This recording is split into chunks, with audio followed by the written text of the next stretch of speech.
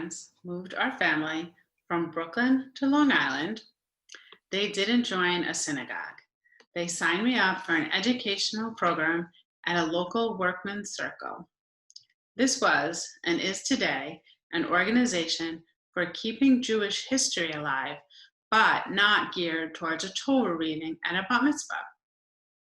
I don't think they were making a statement.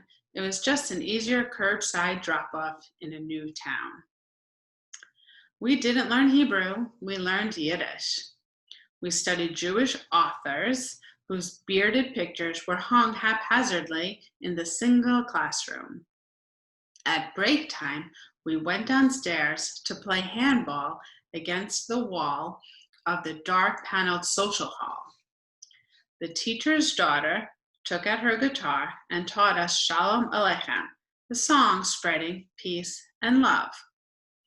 I thought we were singing the praises of the author Shalom Aleichem.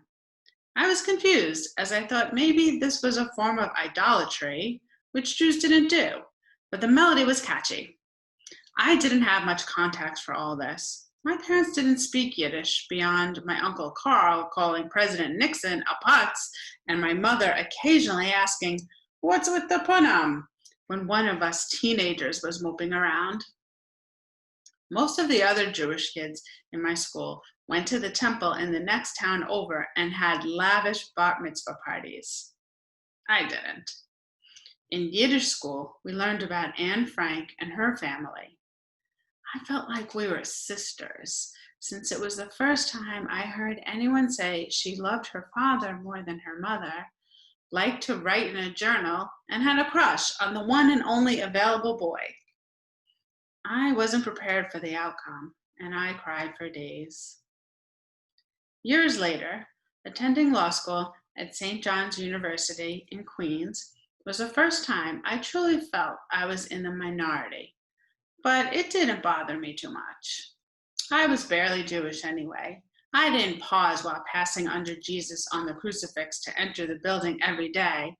But I was surprised that classes weren't canceled for Rosh Hashanah and Yom Kippur. I received a few comments like, "You're Jewish? I never would have known." I dug out my little gold necklace with a tiny chai, the symbol of 18, of luck and life, that my grandfather brought back from a tour of Israel. I wore it, sometimes under the neck of my sweater, sometimes out for anyone to see. My husband and I were married by both a minister and a rabbi. He is Chinese, raised in the Dutch Reformed Presbyterian Church. To prepare, we participated in a version of pre-Cana.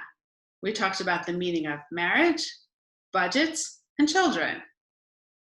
Additionally, we met with the rabbi in his study to discuss the wedding plan. We said our vows under a chuppah, the four-cornered structure where the family of the bride and groom gathered to welcome the couple. We moved to a town where, again, Jews were in the minority, but I didn't think it mattered. I was barely Jewish anyway. The first time we hosted Passover, I went into the local butcher to ask for a large shank bone for the Seder plate, and the proprietor was confused. "For your dog?" he asked. "No, for the Passover table," I replied. "You're Jewish?" he asked. "Yes," I said, more loudly than necessary, squaring my shoulders as I took the brown paper-wrapped package.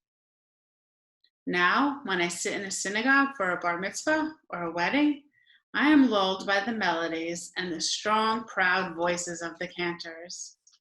The congregation always files out to the lusty, up-tempo, and very familiar Shalom Aleichem. And unbidden, my hands clap, a smile forms on my face, and an ancient lump fills my throat.